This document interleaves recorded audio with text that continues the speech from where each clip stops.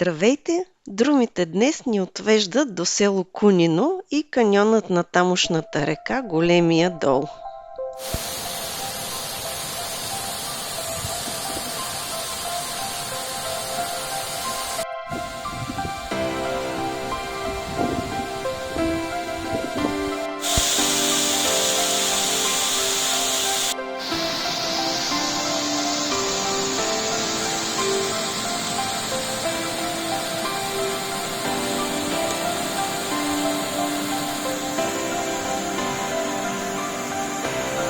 В първата част от маршрута се движим в каньона на реката и много близо до нея, а след това излизаме отгоре над скалите и гледаме каньона оттам.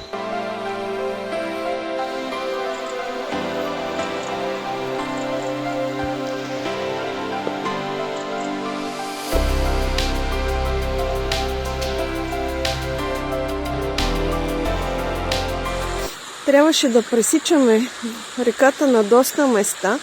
Ей тук това е едно от тях. Може би едно от най-широките.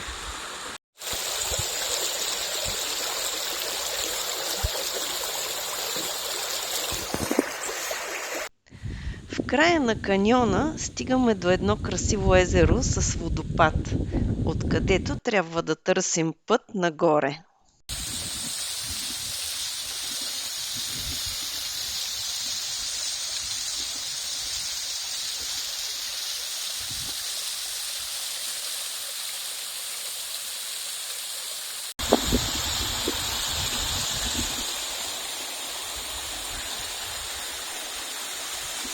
Това е най-трудната част от маршрута – изкачването нагоре към скалите по един доста стръмен и хлъзгав сипей. Тук сме вече в дъното на Големия дол, на село Кунино. Тръгнахме от селото, вървяхме по реката около един час, наложи се да я прекосим няколко пъти. И до тук, някъде по средата, се качихме по една много стръмна пътека. Остава ни още малко стръмно, докато излезем горе на платото, да погледнем каньона и отгоре. Ето тук дойдохме. Но тук трябва да продължим. Това е пещера, отбелязана като Татаркинята, по средата на изкачването.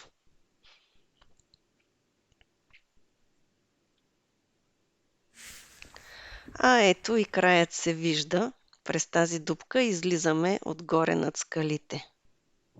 От тук вече има два варианта. Или да завием надясно и да се върнем оттам към селото, или да продължим още малко нагоре покрай реката, да намерим място, където да я пресечем и от там да се върнем по другия бряг. Тук стигаме до място, където можем да пресечем отново дерето. Реката се губи на места, но ето там се появява отново.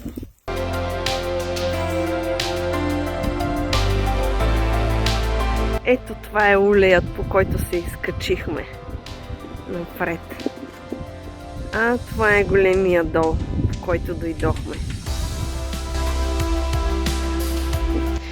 Избрахме да се върнем по този бряг, тъй като търсихме крепостта, отбелязана на картата, точно на него, малко над селото.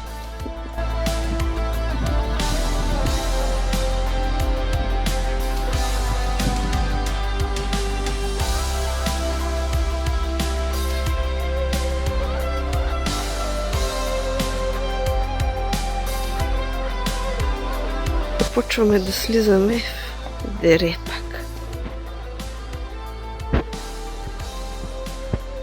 И тук някъде е отбелязано червеното чукарче. И излизаме над селото. Почти в края на пътеката една стрелка ни отведе до тази интересна част с скални форми. После се върнахме на основната пътека и слязохме към селото, като това е паметникът на местната кралица Куна. Затваряме кръга при водопада. Подробно описание на маршрута и GPS трак ще намерите в Друми в Думи.